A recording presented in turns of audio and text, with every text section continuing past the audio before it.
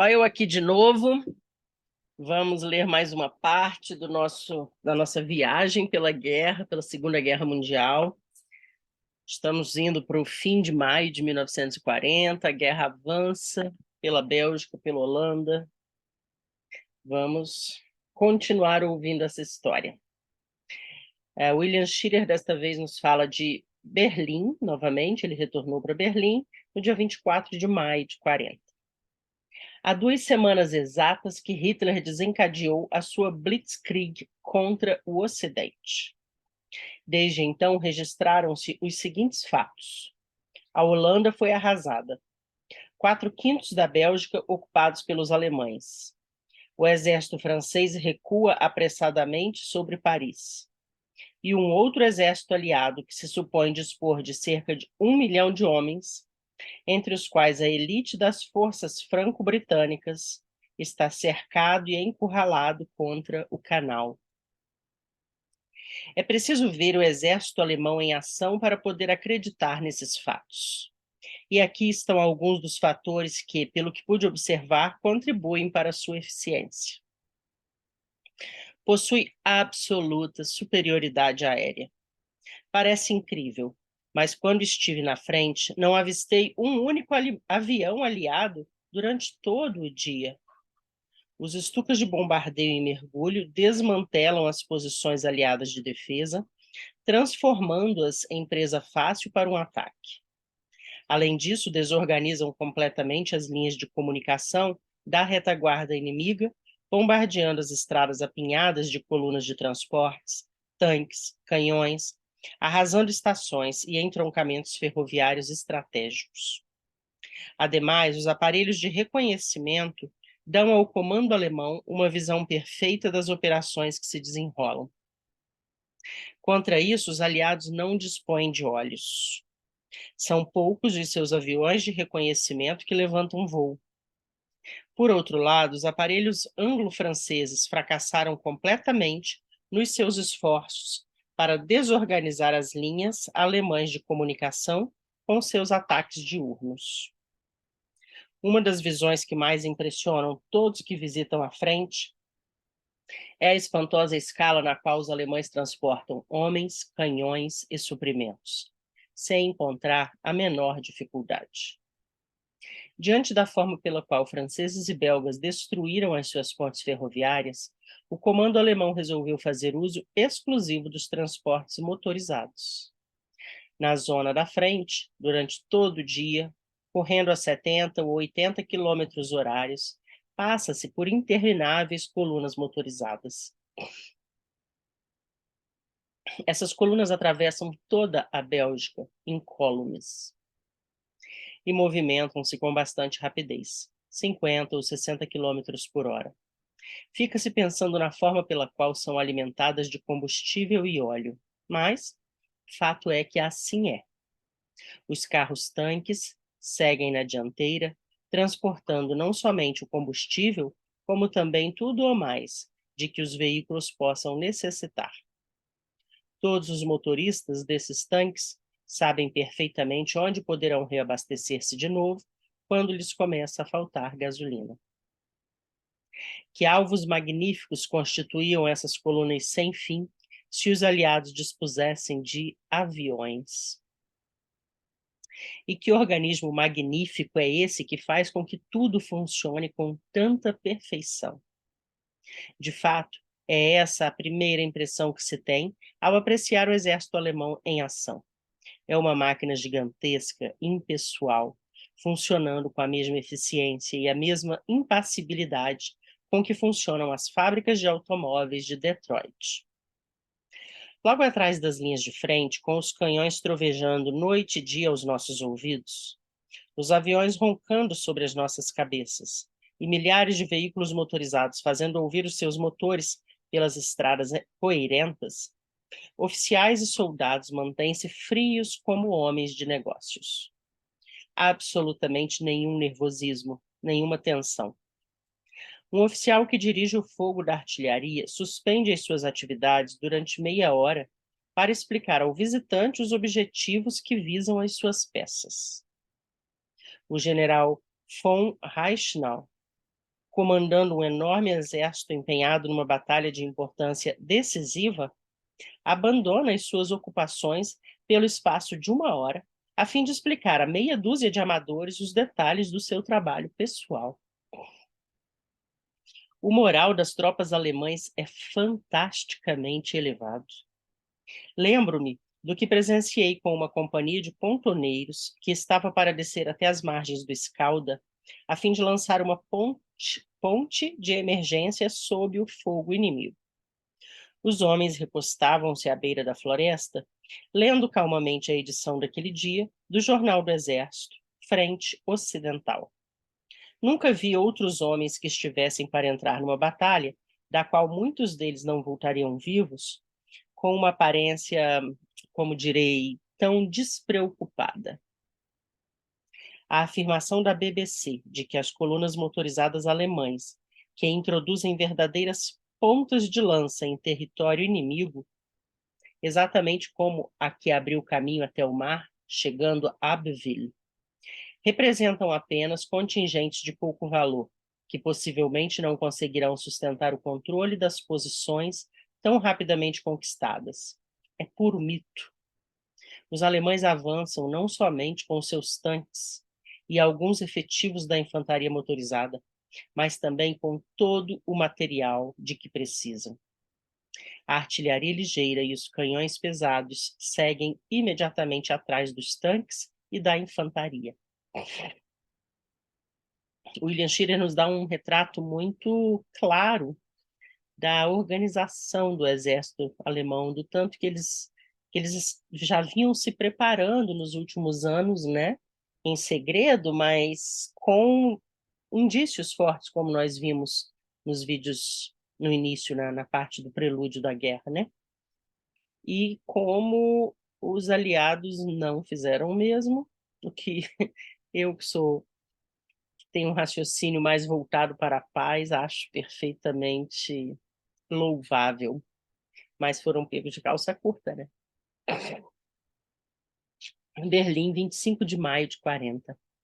Os círculos militares alemães desta capital afirmaram hoje à noite, sem nenhum rebuço, que a sorte do grande exército aliado, engarrafado na Flandres, já está decidida. Berlim, 26 de maio.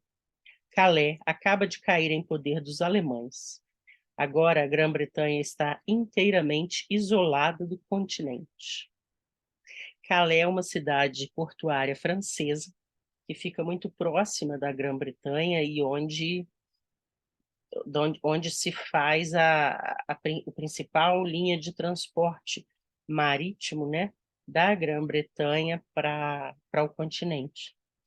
Não é a única, mas é talvez a mais utilizada. Hoje em dia eles têm esqueci o nome, mas um trem que passa por baixo do mar, fazendo essa ligação entre a Grã-Bretanha e a França.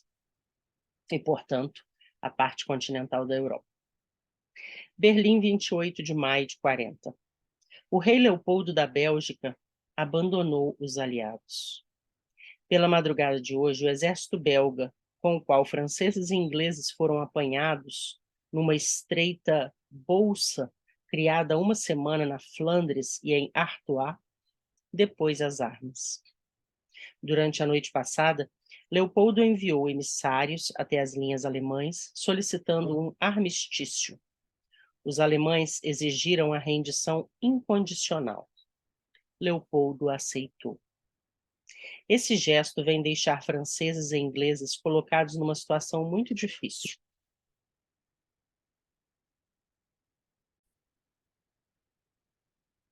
O alto comando afirma que a rendição belga colocou as forças anglo-francesas numa situação desesperadora. Hoje cedo, captei um discurso que o primeiro-ministro Renault pronunciou pelo rádio, acusando o rei Leopoldo de ter traído os aliados. Churchill, segundo a BBC, mostrou-se mais cauteloso. Limitou-se a dizer, numa curta declaração feita perante a Câmara, que não procuraria julgar o procedimento do soberano. A imprensa berlinense mostra-se jubilosa com a notícia da rendição dos belgas. Depois de 18 dias apenas, lembram os jornais de Berlim. Os alemães gastaram exatamente outros 18 dias para liquidar os poloneses. Muito provavelmente conseguirão dominar agora o resto do exército aliado encurralado na bolsa antes do fim da semana. Essa palavra bolsa está entre aspas, porque acho que eles encurralaram o exército acho que essa bolsa refere-se a um território pequeno, onde esse exército de 1 milhão de homens foi encurralado. Churchill, segundo ainda a BBC, aconselhou a Câmara dos Comuns a esperar outras más notícias para muito breve. Pela primeira vez em toda a guerra, os comunicados de hoje estão partindo do quartel-general do Führer. Todos parecem ter sido ditados pelo próprio Hitler. Por exemplo, esta tentativa típica de parecer generoso. Abre aspas. DNB, quartel-general do Führer, 28 de maio. O Führer deu ordem para que o rei da Bélgica e o seu exército recebam o tratamento que merecem os soldados valentes e corajosos que mostraram ser. Uma vez que o rei dos belgas não manifestou nenhum desejo pessoal, ser-lhe-á dado um castelo na Bélgica para sua residência provisória, até que seja escolhido o local apropriado para sua residência permanente. Fecha aspas. Escolhido quem? A propaganda nazista está empregando os seus melhores esforços para provar que o rei Leopoldo teve a melhor e a mais decente de todas as atitudes. Daí os termos de um comunicado especial, que, segundo afirma o rádio alemão aos seus ouvintes, encherá a nação alemã de orgulho e alegria. Abre aspas. O quartel-general do Führer anuncia, impressionado pelo efeito destruidor do exército alemão, o rei dos belgas resolveu pôr fim a uma resistência insensata e solicitar um armistício. Assim, aceitou as exigências alemãs para a capitulação incondicional. No dia de hoje, o exército belga depôs as armas e, daqui por diante, deixou de existir. Neste momento, os nossos pensamentos estão voltados para os nossos heróicos soldados. Toda a nação alemã, com um profundo sentimento de gratidão e orgulho ilimitados, tem os olhos voltados para as nossas tropas, que obrigaram a essa capitulação. O rei dos belgas, a fim de acabar de vez com um novo derramamento de sangue e com a mais completa devastação de seu país, resolveu depor as armas contra a maioria de seu gabinete. Esse gabinete, principal responsável pela catástrofe que se abateu sobre a Bélgica, parece disposto, mesmo agora, a continuar seguindo seus patrões ingleses e franceses. Fecha aspas. As manchetes dos vespertinos de hoje apregoam: Churchill e Renault insultam o rei Leopoldo. Os covardes de Londres e Paris ordenam um prosseguimento do suicídio na Flandre.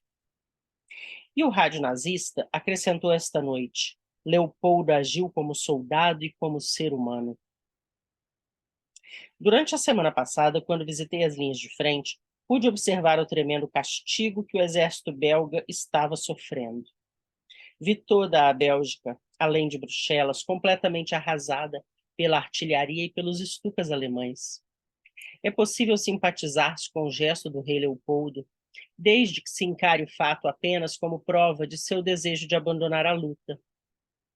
Mas franceses e ingleses afirmam que ele o fez sem consultá-los, traindo-os e colocando-os numa posição horrível, sem nenhuma possibilidade de retirar os seus exércitos da armadilha em que caíram.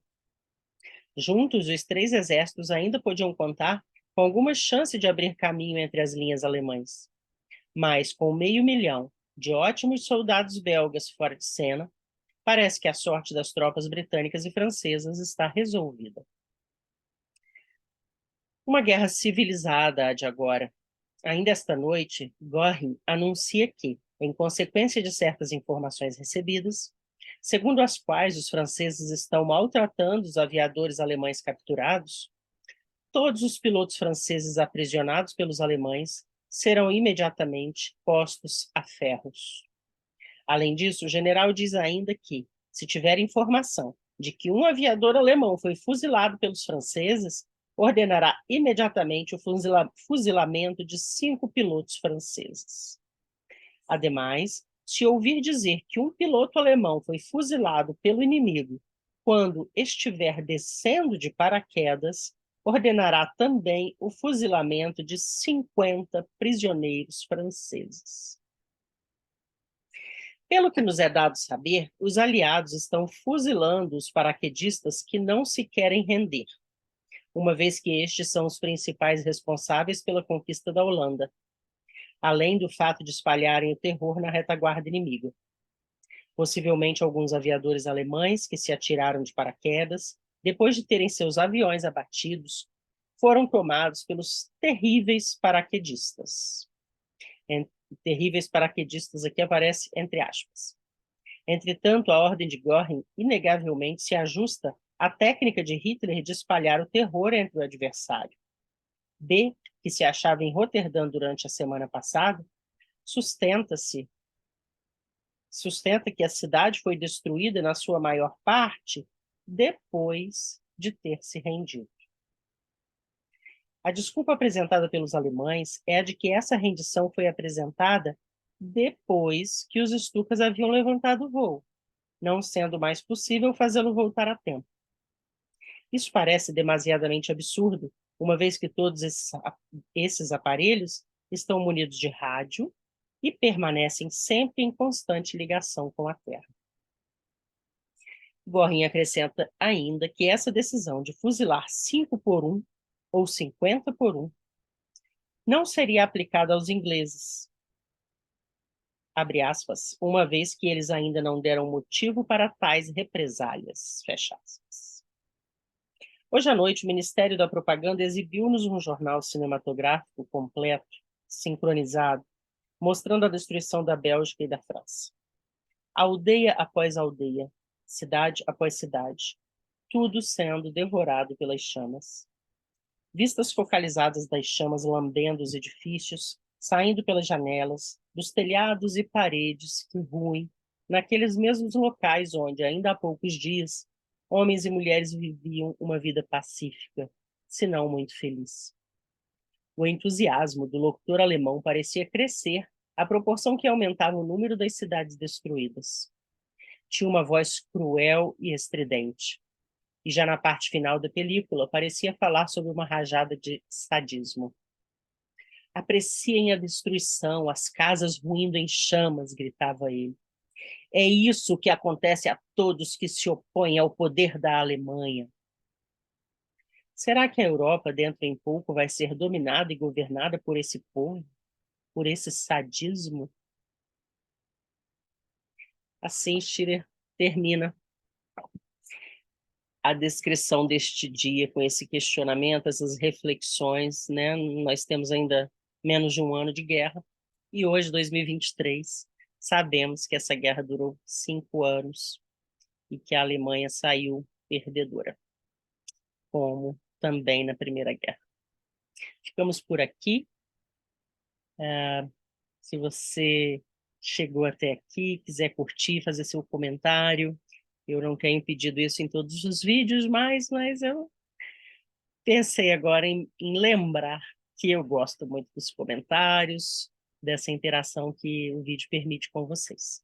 Um abraço, até a próxima.